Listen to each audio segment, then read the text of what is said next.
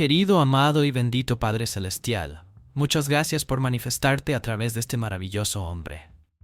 Pertenezco a la iglesia virtual, aún así es maravilloso esperar domingo a domingo ese mensaje especial donde mi Dios y Señor poderoso se manifiesta a través de su persona, Pastor Hebel. En Argentina están pasando hambre muchos millones de personas, especialmente en el norte argentino. Su país lo necesita mucho. Que Dios lo bendiga. Así nimio como apretar una tecla equivocada en la computadora y en cuestión de segundos perder el trabajo de meses. Uy, caramba, si me ha pasado. Entonces la calma explota y todo se vuelve y se transforma en caos. O te envían en un tono más serio un texto a medianoche diciéndote que tu madre se acaba de descompensar y tienes que ir al hospital de urgencia. Adiós, sueño reparador, bienvenida, vigilia trasnochada. O fuiste al buzón, como lo haces normalmente, y encontraste una carta del IRS, en algunos países de la FIP, Hacienda, donde te informan que te van a hacer una auditoría. Hasta luego, calma, hola, caos. O tu jefe te llama a la oficina y te dice, mire, usted es muy valioso en nuestra empresa, pero hemos decidido que es hora de dejarlo ir. Y uno le dan ganas de responder, ¿y quién cuerno le dijo que yo me quería ir para que me dejen ir, no? Y justo a esta altura de la vida. O tu hija adolescente te dice, mamá, tenemos que hablar, y te confiesa que tiene un retraso importante en su periodo.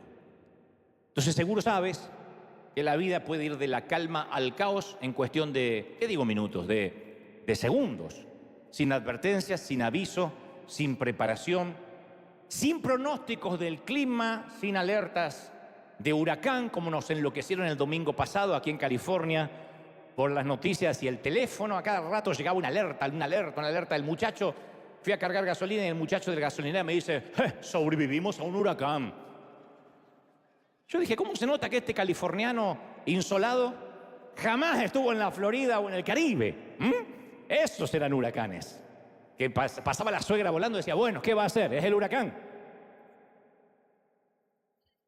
Y hoy, gracias a la tecnología y a la influencia de los medios, tenemos el privilegio de predecir las tormentas. De hecho, muchos que no llegaron aquí, esto le cuento a la gente del mundo, que mucha gente no llegó aquí el domingo pasado, faltaron porque me consta que les asustaron las noticias.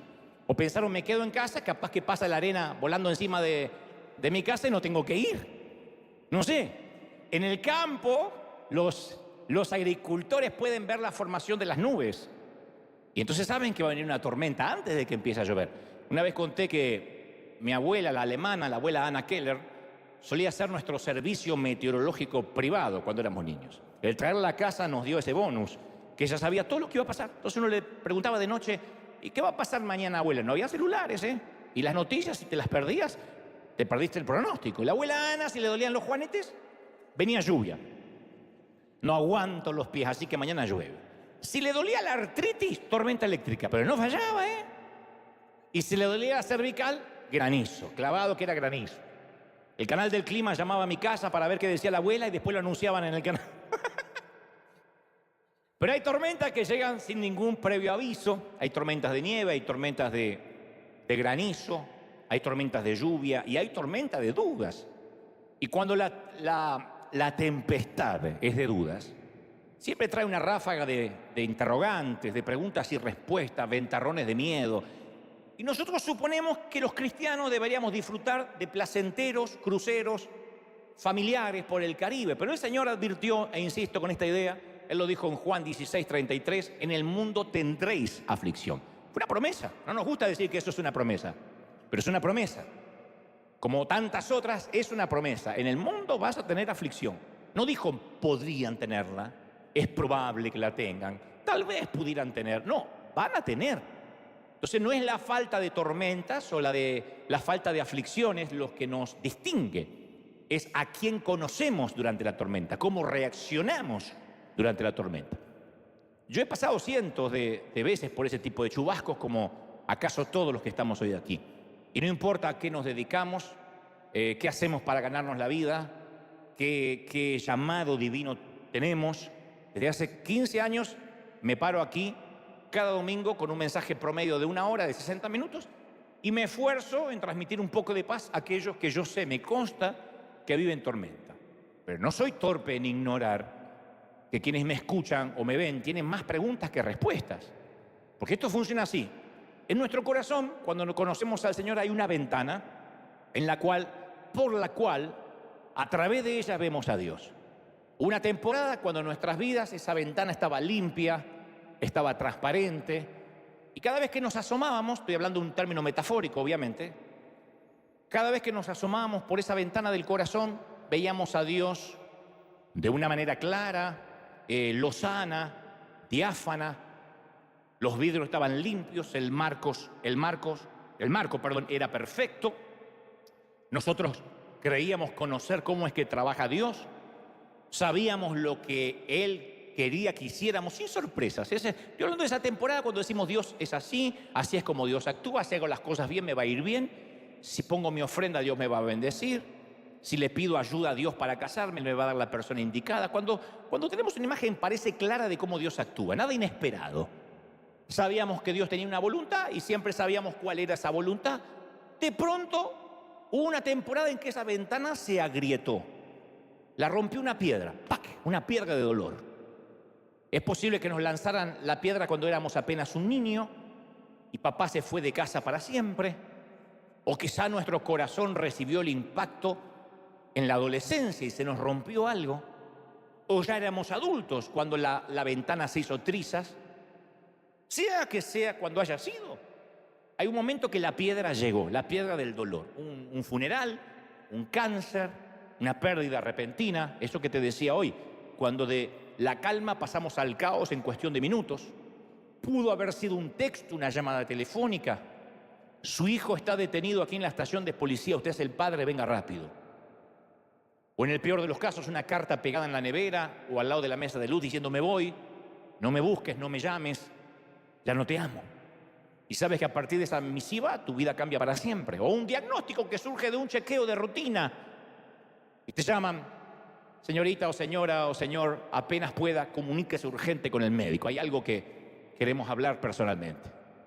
Cualquiera haya sido la fisura de la piedra, el resultado es el mismo. Una ventana que en un momento se hace pedazos. Entonces la piedra golpea nuestro panel o nuestro parabrisas y lo destruye. Y el golpe resuena por los pasillos de nuestro corazón. Y desde ese impacto es cuando surgen las grietas de la duda, del miedo, creando una telaraña en nuestra ventana. A veces cuando una piedrita golpea en el parabrisas se va creando una telaraña, el vidrio se empieza a partir desde el impacto de esa piedra que todos sabemos cuál es. Hubo una vida antes de esa piedra, una vida antes del dolor y otra vida muy distinta después de ese dolor. Porque entonces lo que ocurre es que Dios ya no es tan fácil de ver. Porque de repente decíamos, yo estaba haciendo las cosas bien y pasó lo del cáncer. Yo me estaba congregando, servía al Señor y mi hijo se rebeló. Entonces cuando no entendemos bien cómo funcionan las reglas de juego, la visión que antes creíamos que era clara, ahora es turbia. Entonces nuestro dolor nos empieza no a eclipsar a Dios, pero sí a distorsionar la imagen que tenemos de Él. Es muy difícil ver a Dios a través de la ventana del dolor. A una mami que se le muere un hijo, uno la puede llenar de versículos bíblicos. Anda a decirle, todo lo puedo en Cristo, mi hija que me fortalece. ¿Quién le quita el dolor en ese momento? No puede ver a Dios, no puede ni escuchar la palabra de Dios de tanto que está quebrada. Es difícil ver a Dios a través de los fragmentos de nuestra herida. O sea, empezamos ahí a hacernos preguntas sin respuesta. Dios no debería permitir que estas cosas ocurran. Aunque seamos cristianos de años, siempre caemos en esa frase. Si Dios es Dios, entonces no tendría que pasar por estos momentos financieros. Dios sabe lo que necesito. Veíamos recién las imágenes de un personaje, un querido hombre de hogar, que él decía, yo tengo la esperanza de aunque sea tener ordenadito esto. No perdió la fe, nunca dijo, no creo en Dios porque si Dios existiera no viviría yo así. Pero nosotros, aún teniendo mucho más que este caballero, decimos, ¿cómo puede ser si Dios existe que me pase esto? A veces son cosas graves, las entiendo, duras. Jamás permitiría a Dios que un hijo sea sepultado antes que yo. Él no querría que yo me sienta sola o me sienta solo y no me sienta amado o amada. Si Dios es Dios, en la iglesia no habría chismes. No habría gente mala. ¿Por qué hay gente mala en la iglesia? Ya no sé en quién creer. Porque la iglesia para gente rota, para gente mala. ¿Por qué hay divisiones en la iglesia? Porque es iglesia. Y ese tipo de preguntas definen las expectativas que tenemos de Dios. Entonces, cuando, insisto, el dolor llega a nuestro mundo, cuando la piedra rompe la ventana de nuestros corazones, las dudas salen a la superficie inmediatamente.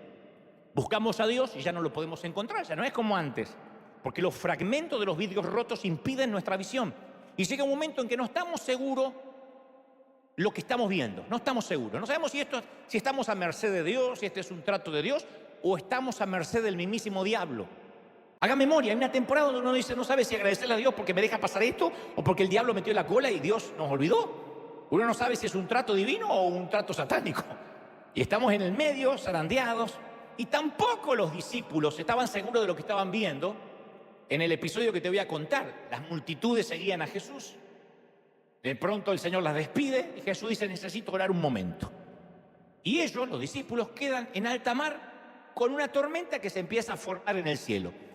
¿Qué clase de Mesías es este? Que los manda una tormenta. Mateo 12:22 dice, o describe la secuencia de esta forma, dice, enseguida Jesús le dijo a sus discípulos que entren en la barca, que vayan delante de él, que se le adelante, que vayan hasta la otra ribera. Entre tanto, él despide a la multitud. Vayan adelantándose. Despedido a la multitud, subió al monte a orar aparte. O sea, no los alcanzó, se fue a una montaña a orar. Y cuando llegó la noche estaba ahí solo. Y la barca, dice el evangelista, ya estaba en medio del mar, azotada por las olas porque el viento era feroz, era contrario. Entonces, Mateo es específico en cuanto a la orden de los acontecimientos. Jesús envía adrede a los discípulos al bote. Luego despide a la multitud. Segundo, tercero, se sube a un monte.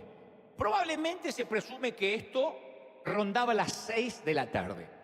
La tormenta atacó de inmediato, que será 6:15, 6:20, y el viento empieza a rugir. Y nota que Jesús manda a los discípulos a que enfrenten la tormenta solos. Él no ignoraba, estoy seguro que no ignoraba que se avecinaba una tormenta. No solo porque era el Hijo de Dios, sino porque los pescadores saben cuando se viene un chubasco importante. Pero él se sube al monte y no cambia los planes, él va a orar. Y entonces llega, en un segundo, como a todos nosotros, el caos. El mar de Galilea es como un tazón de agua, está sentado a más de 200 metros por debajo del nivel del mar. Yo estuve ahí, es algo que parece chiquito, pero el río Jordán lo alimenta y también desemboca de allí y entrando por el lado norte y sale por el extremo sur. Entonces ustedes van a ver que es un lago que está rodeado de montañas, que forman valles, forman quebradas y establecen el escenario ideal para vientos fuertes. Entonces, cuando el aire fresco de las montañas pasa rápido por los valles y choca con el aire cálido que se desplaza sobre el mar, las tormentas surgen así, en cuestión de segundos, como si fuera el Caribe. Pero la tormenta más grande aquella noche no ocurrió en el cielo de Galilea, sino en el corazón de los discípulos, como nos pasa a nosotros hoy. Se llenaron de preguntas complejas. Interrogantes de eso como para tirar la toalla, de eso que decimos, ¿vale la pena seguir sirviendo al Señor? Entonces, mientras trataban de remar el estropeado bote, veían cielos negros, nubes hechas torbellinos, vientos levantando espuma y grandes crestas, una tempestad que no les permitía ni siquiera divisar la orilla, ni la que habían zarpado, ni a la ribera a la cual iban. Una oscuridad que hundía la proa, y lo que debió ser una noche de descanso, de marea baja, de marea tranquila, se transforma en una pesadilla, en un mar de horror. E insisto, aquí nos volvemos a identificar. Una llamada, un despido el viernes a última hora, un resultado del análisis, una carta. Y la pregunta de ellos fue como las que hacemos nosotros. ¿Cómo vamos a sobrevivir esta tormenta? ¿Cómo vamos a sobrevivir esta tempestad nocturna? ¿Dónde está Dios? Cuando el mundo se embravece, cuando la noche se pone fea, ¿dónde está Dios? Nos preguntamos eso independientemente de la estatura espiritual que tengamos, no importa lo que nos dedicamos. Se lo ha preguntado desde el apóstol Pablo a Billy Graham y hasta el que recién se ha convertido, ¿dónde está Dios?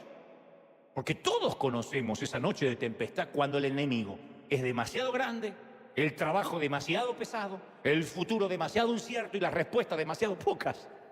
Entonces, algunos hemos estado en la tempestad durante tanto tiempo que a veces nos preguntamos, ¿será que todavía estoy en el mapa? ¿O terminé en cualquier parte?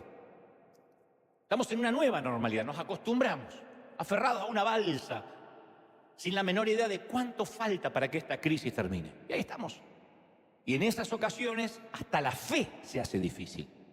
Y ni te digo cuando te da una palabrita y te dice, bueno, confía en el Señor, hermana, hermano, ya va a salir. Pero el que está en la tormenta es uno. Entonces oramos, derramamos nuestro corazón delante de Dios y no hay respuesta, no hay sentimiento de cercanía. No hay consuelo en la Biblia. Uno va a la Biblia y no encuentra nada. Parece que habla cualquier cosa menos lo que uno necesita. El espíritu se vuelve árido. El alma se pone como estéril de tanta tormenta que no para. Porque no es solo que estamos en el mar, sino que el mar se mete dentro nuestro. El agua se nos empieza a meter en el bote, en la pareja, en los hijos, en las finanzas. Y es la sed que produce el agua salada del océano, que uno está rodeado de agua y ni siquiera puede beber. Y uno mira hacia Dios y parece que Dios no tiene apuro. Ahora, Dios está obrando en las tormentas de formas que no podemos ver, ni formas que no podemos entender. Y es un proceso necesario. Pero caramba que hay que pasarlo. Me miran con cara de atormentados, literalmente, atormentados. A veces pienso, ¿cuántos años van a pasar para que logre, en mi caso personal, tener todas las respuestas de por qué los anglos vendieron la Catedral de Cristal? Para los que no saben, la Catedral de Cristal está en Garden Grove. Hoy se llama Crystal Cathedral, pero es la Catedral de Cristal que un tal Robert Schuller fundó allá por los 80. Y luego el pastor Juan Carlos Ortiz comenzó allí una iglesia hispana, de la cual se transformó de vino en lo que hoy es River. Y en su momento, cuando yo llegué allí, no sabía qué estaba ocurriendo. Y un día la Catedral de Cristal, todo el campus se vendió. Me dijo un gringo, lo siento, el campus se vendió, así que salgan, busquen un lugar los hispanos para congregarse.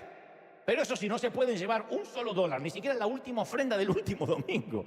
¿De verdad? Entonces, de un domingo a otro, en ese entonces, 3.000 gentes, tuvimos que quedarnos en la calle. ¿Acaso no sabía Dios? Le preguntaba, ¿no sabía Dios que iban a vender el campus? Que se enteró por el periódico de Orange. ¿De verdad hicieron falta que estemos 3 años dando vueltas por los hoteles? Porque antes de comprar este edificio andábamos por el Marriott, por el Hilton, por el Pearson Park, el Ossifer, el Ossifer, pero cada vez que decían, vamos a Lucifer, ya se congregan con Lucifer, decían algunos. Yo digo, ¿o fue Dios que planificó aquella quiebra de los Schuller? Algunos decían, pero Dante, llegaste y fundiste la catedral. No, ya estaba fundida de antes. O en su defecto fue mi ineptitud como líder y mi falta de discernimiento lo que hizo que aceptara la locura de ponerme al timón de una iglesia hispana, de una mega iglesia que estaba condenada a la quiebra. No sé, hasta el día de hoy tengo más preguntas que respuestas, lógicamente. Pero salimos de esa experiencia con una gran convicción. Muchas veces hace falta una tempestad, una buena tempestad en alta mar, para que Dios nos lleve donde nos quiere llevar. No estaríamos aquí si no fuera por aquella bendita tempestad. Entonces Dios sabe hacer las cosas, ¿o no? Es fácil decirlo. Es difícil vivirlo, pero a veces es mejor que nuestros planes fracasen para que triunfen los planes de Dios. Decimos, sí, gloria a Dios, pero no nos gustan que fracasen nuestros planes. Entonces Dios se vale de tormentas que parecen que nos sacan de nuestro destino, pero en realidad nos llevan al verdadero destino que Dios había preparado para nosotros. Pero ese cambio, ese enroque, no nos gusta vivirlo. Y claro que hay vida después de las tempestades, claro que hay vida. Yo he llegado a la conclusión que no hay nada que sacuda mejor nuestro mal rumbo que un diagnóstico malo, que un despido, a veces los documentos de un divorcio, el golpe a la finanza. No hay nada que nos sacuda más. No te estoy diciendo que te lo deseo, digo que al principio sentimos la desorientación del naufragio, ¿cómo no? Pero lo bueno de esto es que nos obliga a buscar a Dios con una intensidad que no hubiésemos tenido de otra forma. Yo sabía que no iba a haber muchos amén, porque dicen, no, yo lloro igual. No. Esa intensidad con la que buscamos a Dios viene en medio de las tempestades. Las tempestades imprevistas nos ponen de rodillas, señores. Nos ponen de rodillas. Nos ubican los patitos enseguida. Y nos vuelve a ser dependientes del Señor. Nuestra carnalidad, nuestra concupiscencia, hace que apenas estemos un poquito mejor, ya nos olvidamos de Dios. Inmediatamente ya oramos menos. Porque un ser humano cuando nace se mueve en la línea de la dependencia total a la independencia total. De la dependencia a la independencia. Los bebés no hacen nada por sí mismos. Un bebé depende por completo de sus padres. Los padres lo tienen que alimentar, lo tienen que hacer eructar, lo tienen que mecer, cambiar pañales. ¿Y cuál es la meta de todo papá y mamá? Llevarlos de a poco hacia una independencia total. En especial celebramos la victoria cuando van al baño solos por primera vez y se acabó la temporada de pañales. Celebran todo porque el olor lo comparten todos. No solo el que cambia los pañales. Entonces, una sana relación entre padre e hijo va pasando de la dependencia a la independencia.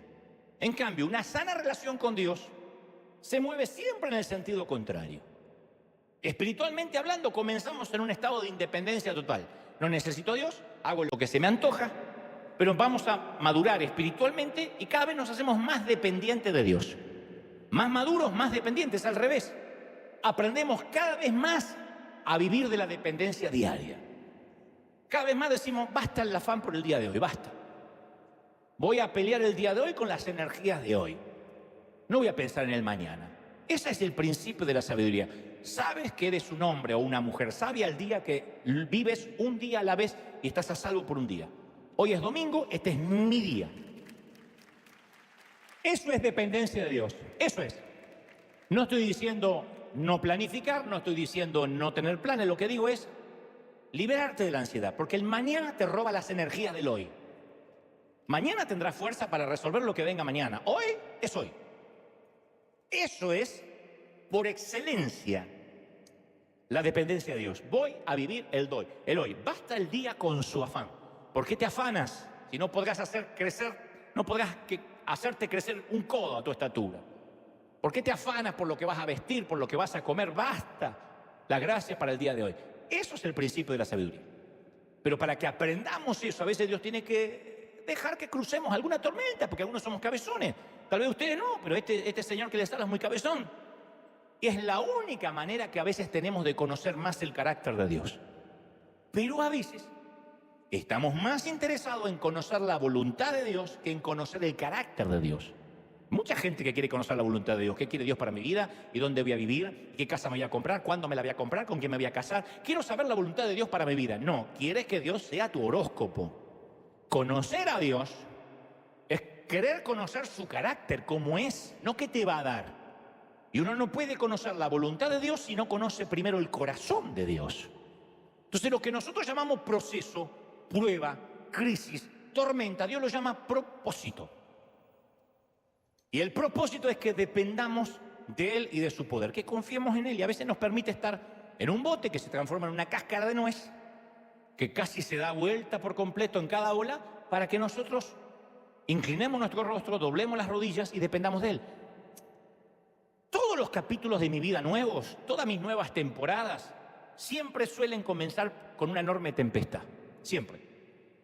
No me gusta reconocerlo, porque cada cosa que reconozco acá me sigue pasando. Yo no le pido a Dios, Señor, dame una nueva tempestad. No las espero. Aparecen. Nuevo nivel, nuevo demonio asignado. Siempre. Nueva estación de Dios, nueva tempestad. Siempre. Dios no me va a dar más responsabilidad si primero no prueba de qué estoy hecho. Entonces las tormentas no son un castigo por falta de obediencia. La mayoría de las veces, con frecuencia, son el resultado de la obediencia. Porque obedecemos a Dios. Nuevo demonio asignado. Nuevo nivel, Señor, dame aquello. Y Dios te va a hacer pasar por tempestades. Es el producto de la obediencia. Yo cuando recuerdo el pasado veo que algunas de nuestras peores tormentas son las que se convirtieron en escalones que nos permitieron subir a un nuevo nivel. Pero hubo que ser piloto de tormenta. Me acuerdo que cuando empecé a predicar allá, de muchachito, yo iba a cualquier lado donde me invitaran. Si me invitaban, yo no preguntaba nada. Quiero que venga a predicar. Sí, voy. Porque yo quería tener una agenda atiborrada de servicio a Dios. Me imaginaba que si servía mucho, iba a agradarle a Dios. Era el tiempo, esos temas para otro sermón en que quería comprarle la gracia a Dios. Quería merecerme la sangre de Cristo. Y recuerdo hacer horas de viaje y llegar a una pequeña iglesia donde había más gente sobre la plataforma que en el templo. Había arriba 12 músicos y abajo 4 miembros. 12 músicos, daba ganas de decir, ¿por qué no nos cambiamos? Suben los miembros acá y bajamos los músicos. Y en días como ese yo me acuerdo que yo lo único que quería era que me sorprendiera el arrebatamiento. decía, Señor, arrebátanos ahora, arrebátanos para no tener que pasar a predicar. Encima pasaba a predicar y había dos que se dormían. Uno que tenía los ojitos virados, pobrecito, que estaba así, que no sabía si me estaba mirando a mí, me estaba mirando para cuando yo le predicaba la nariz y que me agarre el ángulo que pueda. Y un loquito que cada rato hacía desmanes y cosas. Y también me invitaba. Se rió, es una loquita que tenemos acá también, ¿eh? Y también solían invitarme a campamentos, donde me paraban ante jóvenes que habían estado todo el día jugando, nadando en la piscina, y apenas se sentaban, 10 de la noche, que era el horario de servicio, se dormían profundamente. Y ni hablar de otros emprendimientos que alguna vez comencé creyendo que Dios me había enviado a hacer, y las recuerdo como las temporadas más vergonzantes, más desilusionantes de mi vida. Pero cuando uno recuerda algo en su pasado y cierra los ojos porque vuelve a sentir la vergüenza de entonces, de eso tengo, no te las voy a contar porque no te importa, pero tengo un montón. Pues no las cambiaría por nada. Porque esos fracasos en alta mar, cuando los manejamos de una manera inadecuada, pueden ser devastadores, traumáticos.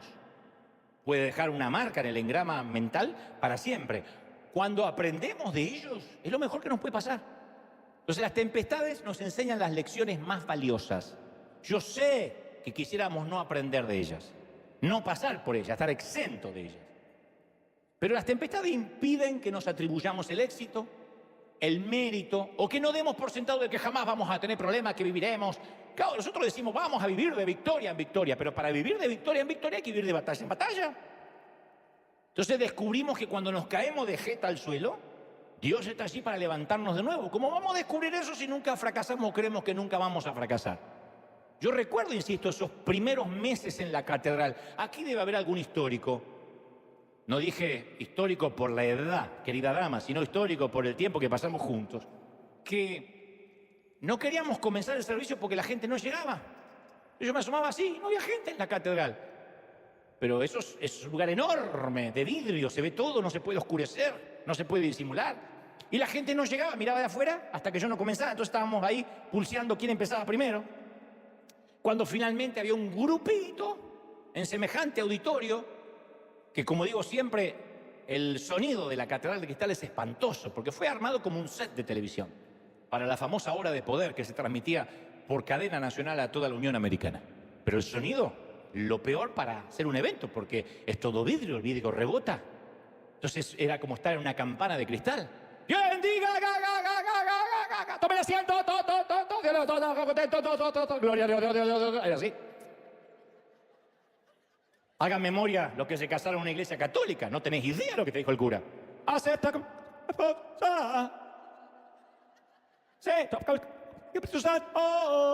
Eso es. Las catedrales, las basílicas son así. No se escucha un coro. Y me acuerdo que los primeros meses yo cerraba los ojos en todo el tiempo de la adoración. Y alguien me dijo, yo te admiro, pastor, por la manera que tienes de conectarte con Dios y que no te importe nada. No, si abría los ojos me deprimía, no quería ver.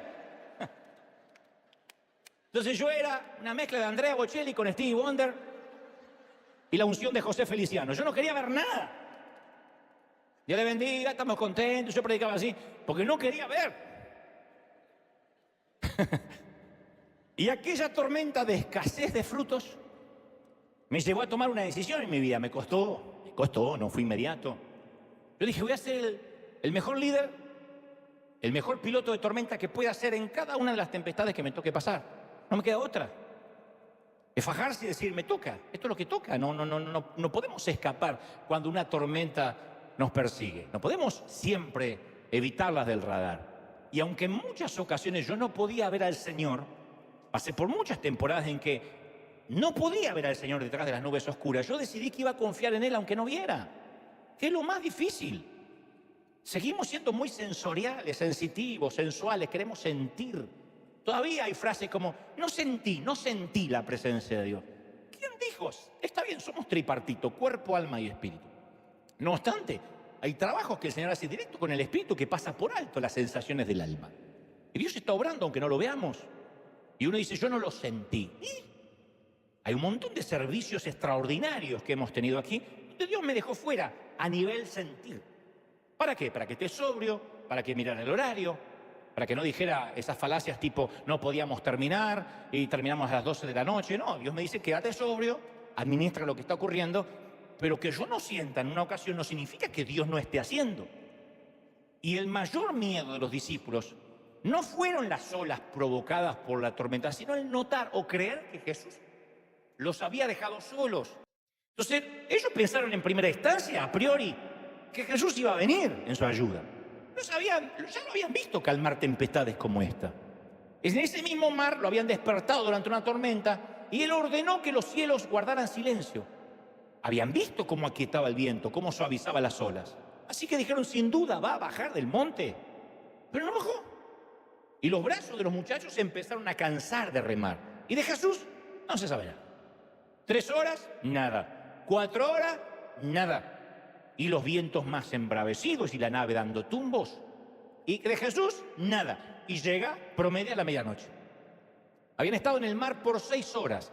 6 horas de tormenta. El domingo pasado un dinosaurio hizo una orinita y algunos se quedaron en la casa. 6 horas de tormenta. No, si tengo una herida que me va a durar un par de domingos. 6 horas. Yo vine. No sé dónde estaba. Yo estaba acá. En la misma California. 6 horas. Y todo ese tiempo luchando contra la tempestad y tratando de ver si llegaba el maestro. Hasta aquí la tormenta va ganando. Y el maestro no aparece por ninguna parte y dice, alimenta a 5.000 extraños. Porque antes de eso ocurrió el milagro de la multiplicación de los peces y los panes. Entonces dice, alimenta a 5.000 extraños y deja que nosotros nos muramos en alta mar. Y el Evangelio de Marco agrega unos comentarios que no son menores. Ustedes dicen, ¿y por qué los dejó solos en la tormenta? Ahora vas a saber. Son comentarios muy interesantes, que a algunos se les pasa por alto, no sé por qué. Dice, estaban en medio de la tempestad y no habían entendido lo de los panes, por cuanto habían endurecido sus corazones. ¿Qué había que entender de los panes? Para los que no tienen idea, Jesús está predicando una multitud de 5.000 hombres, sin contar mujeres y niños, se presume 15.000 gentes, 15.000 personas. En un momento, un chiquitito trae una vianda, ora por esa vianda que solo tenía para comer el chiquito, multiplica la comida, recogieron 12 cestas llenas de sobras. Mirá si la habrá multiplicado. Los discípulos les endureció el corazón, no lo habían entendido. Y dice, ¿por qué? ¿Por qué no celebraron? ¿Qué quiere decir Marcos? Te voy a explicar. Antes de subir a la barca esa noche, los discípulos estaban molestos y furiosos con Jesús, justamente por el milagro de la multiplicación. Lo dice Marcos, sus corazones estaban endurecidos. ¿Qué es un corazón endurecido contra un líder? Que pone cara que todo está bien, pero por dentro te está mandando a pasear. Dios le bendiga, pastor. Corazón endurecido.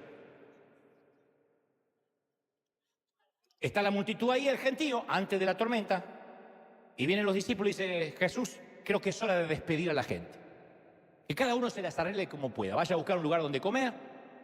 Claro, en ese entonces, cuando los discípulos hacen este pedido, ya eran el círculo íntimo de Jesús.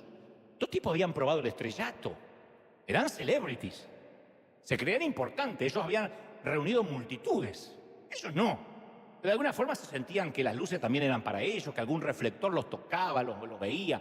La gente seguramente les pedía autógrafos. Peter, ¿me firmas? Y Pedro firmaba. Eran los músicos de Luis Miguel. Así que luego que Jesús termina de predicar, dice, yo creo que Pedro dice, hey, master, ¿por qué no despides rápido la chusma? Y tengamos una cena tranquila entre nosotros, el equipo íntimo. Pedimos unos sushi. Sashimi, no sabe lo que es. Para 13, nada más. Pedí sashimi para 13 para los muchachos, tú, y nos reunimos y hablamos. Jesús dijo, no, señor, denle ustedes de comer a toda esta gente. No se olviden que están aquí para servirlos a ellos.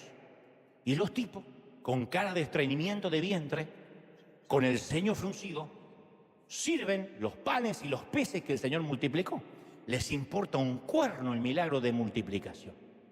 Les dolió el orgullo que ellos, las celebridades, los apóstoles, los líderes, tenían que servir la comida, ¿de verdad? Y no sé si sabéis lo que significa servir comida a una multitud de 15.000 personas hambrientos y de mal humor. El hambre siempre te pone de mal humor. Hacer fila cuando son 15.000 para comer. 15.000 comensales. Y para entender el enojo de los discípulos, voy a ser un poco el abogado del diablo. Porque usted dice, pero qué gente irascible. ¿Cómo pueden no disfrutar semejante y tamaño milagro? Para ponerme del lado un poquito de los discípulos, hay que quitarle primero el vitral místico, el vitral religioso, la experiencia, y te lo voy a poner blanco sobre negro. Por experiencia propia, esto yo lo he vivido en campamentos, en congresos, se vive aquí en el café, en cualquier sitio donde la gente va a comer o a tomar algo.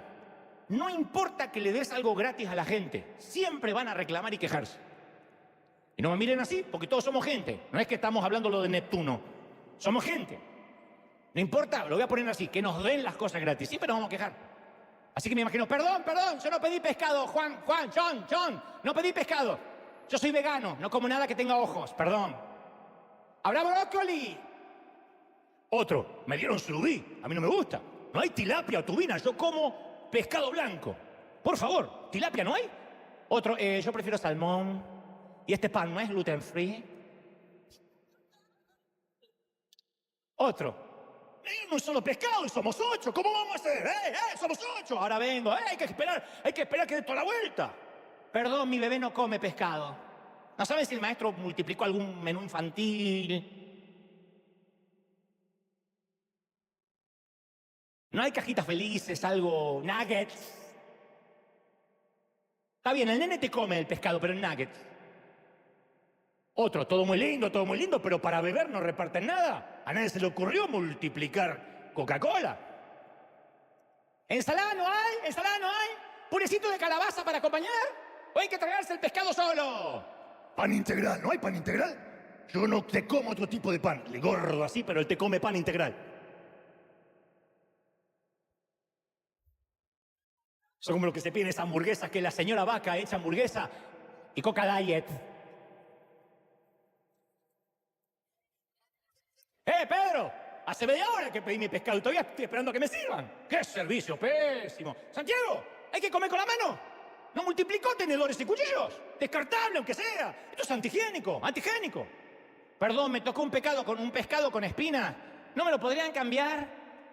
Ahora entendemos por qué se subieron a la barca con el corazón endurecido. No es fácil la gente. Nosotros le demos de un versículo al otro y le dieron de comer a 15.000 gente. Es gente. Y están con el corazón endurecido, no entendieron. ¿Por qué no los mandaron a estos parásitos a que se compraran su propia comida encima con reclamos? Porque la gente es así, la gente reclama. Es gratis, te lo reclama. Y ahora están en el bote, son las 1 de la madrugada y Jesús no aparece.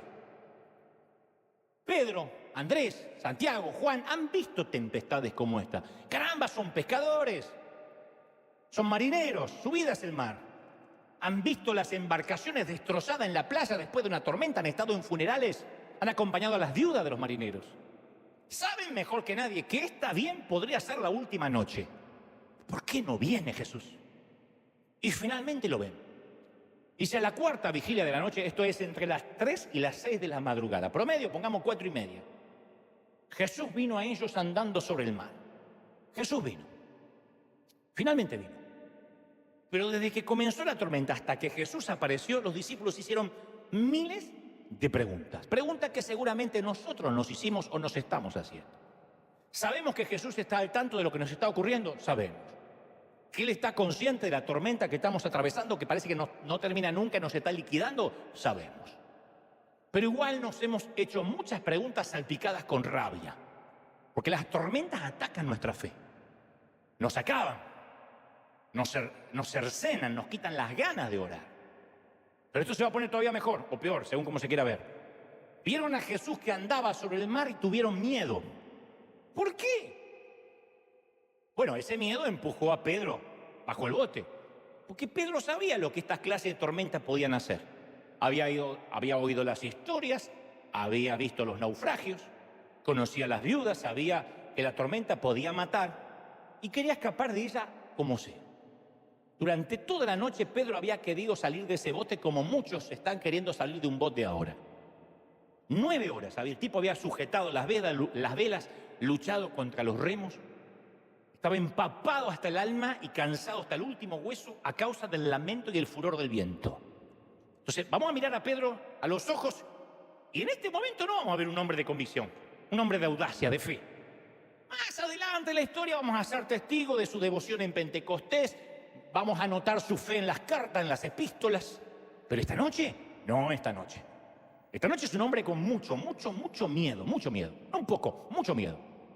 El miedo sofocante de un hombre que no encuentra salida y sabe que se va a morir.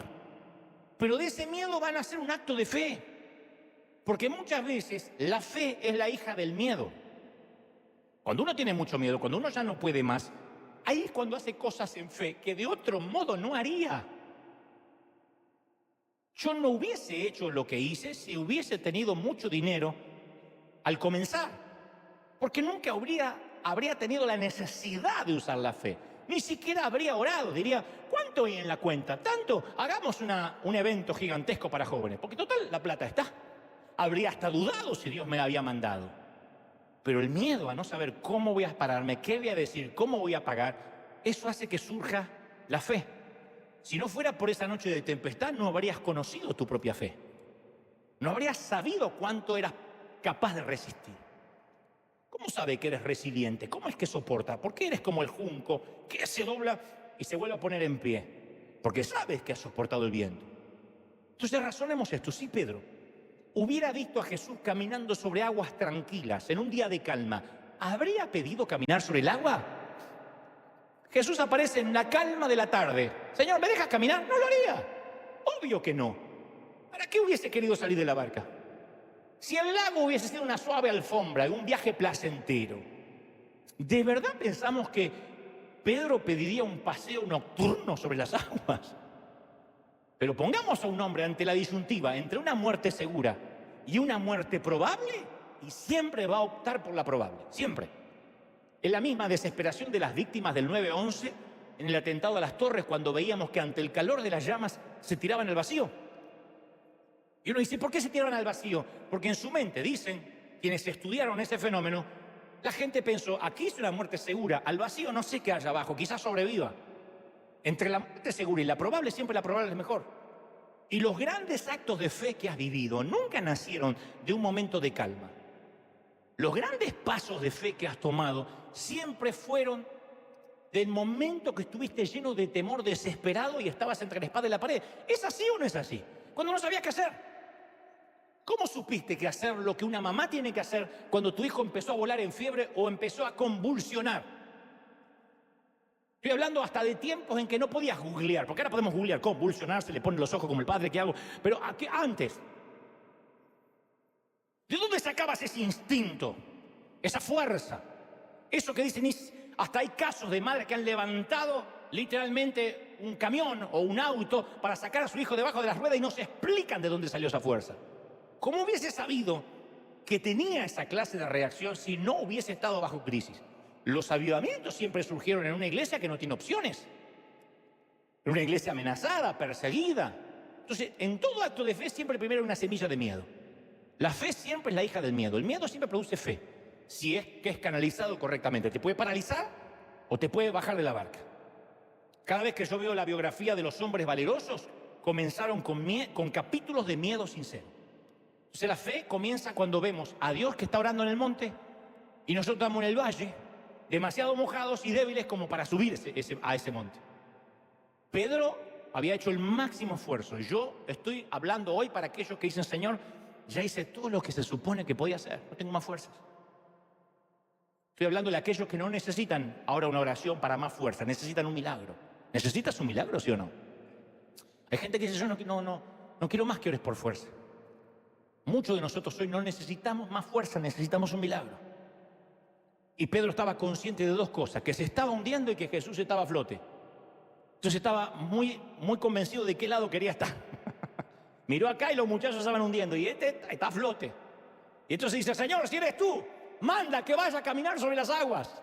Lo que quería era salir de ahí, sacarme de acá como sea. No está probando a Jesús, está suplicando. Porque dar un paso sobre ese mar embravecido no es cuestión de lógica, es un acto de desesperación. A veces hacemos cosas que no sabíamos que éramos capaces de hacer. Y al principio Pedro se sostiene del borde del bote, que no deja de moverse, saca una pierna, saca la otra, da varios pasitos, como si hubiese un arrecife invisible que lo sostiene debajo de él. ¿Qué es la fe? Es una zambullida desesperada. Dejar el bote de los esfuerzos, de las obras y confiar en la gracia del Señor que va a permitir que nos mantengamos a flote si es su perfecta voluntad. Decir, Señor, yo me entrego. Si me hundo, que me hunda. Es ese último acto de valentía. Oímos la voz, damos el paso, abandonamos el Titanic, dejamos el fariseísmo y nos tomamos de la gracia sólida de Dios. Y sorprendentemente caminamos sobre el agua. Algunos se bajan de la barca, nunca dejan de confiar en el Señor y caminan en el agua por años. Otros, como Pedro, sentimos el viento, nos llenamos de miedo y nos llenamos de dudas. No, yo soy demasiado pecador para que Dios me ame. No, que yo ya metí la pata bien feo. Esta vez me va a dejar hundir. Yo no. A ver, no merezco que el Señor me rescate. Y nos hundimos dando tumbos en un mundo oscuro, en una iglesia legalista, donde pensamos que no estamos a la altura. Y cuando abrimos los ojos otra vez, solo vemos oscuridad. Tratamos de respirar, no hay oxígeno. Tratamos de salir a la superficie a veces con un congreso, escuchando un mensaje, una canción.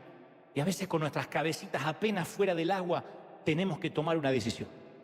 El arrogante, el orgulloso razona y dice, yo prefiero salvar las apariencias. Yo prefiero vivir en hipocresía y me voy a hundir en mi orgullo. El humilde pide ayuda. Señor, dame toda la ayuda que puedas tener. La necesito toda, no un poco. Toda la ayuda que puedas tener. Cuando se comenzó a hundir Pedro, dijo, Señor, sálvame. Y Jesús estiró la mano y lo sostuvo. Entonces hay momentos en nuestra vida cuando sabemos que nunca jamás volveremos a ser iguales. Hay noches de tempestad que nos marcan para siempre. Y muchos hemos conocido al Señor como ayudador, dador, fiel, sabio, proveedor. Pero nunca nos vamos a olvidar la primera noche que lo hemos visto sereno y calmo en medio de nuestra peor tormenta. Eso no se olvida nunca. Es el día que conocemos a Dios por excelencia. El Dios que nos permite asustarnos lo suficiente como para sentir que lo necesitamos desesperadamente y luego se acerca lo suficiente para que lo veamos. Es el Dios que usa las tempestades para acercarnos a Él. A veces, lamentablemente, necesitamos un temporal para confiar en Él. Qué pena, pero así somos. No sé cuántas fueron tus desviaciones, cuántas tormentas tuviste, tampoco sé cuáles son los retrasos por los que has pasado. Y tal vez tu vida esté dando unos giros inesperados que no tenías planificado a esta altura de la vida. Tal vez sientas que tus sueños están en stand-by, congelados. La vida no transcurrió de acuerdo a tu plan. Y yo puedo sentir hoy tu frustración. Comprendo tu frustración. Créeme que no la minimizo. No insulto tu inteligencia. Comprendo tu frustración. Sin embargo, esta es la esencia. Cuando uno se frustra, es la esencia para conocer a Dios. Somos tan duros que la única forma de doblar las rodillas y decir, Señor, se me acabaron los planes, ¿me ayudas? A veces hacemos esas oraciones, Señor, no sé qué hacer, estoy en un lío muy grande. No tengo la menor idea cómo salir. Cuentan que un día un campesino le pidió a Dios que le dejara a él decidir los climas para que le rindieran sus cosechas. Dijo, déjame que yo decida cuándo hay sol, cuándo hay calor, cuándo hay frío. Y Dios se lo concedió. Entonces cuando quería el campesino lluvia ligera, llovía. Cuando pedía sol, brillaba en su esplendor. Necesitaba más agua, hacía llover un poquito más. Y cuando llega el tiempo de la cosecha, grande fue su sorpresa y estupor al ver que la cosecha fue un fracaso. Desconcertado y molesto le pregunta a Dios,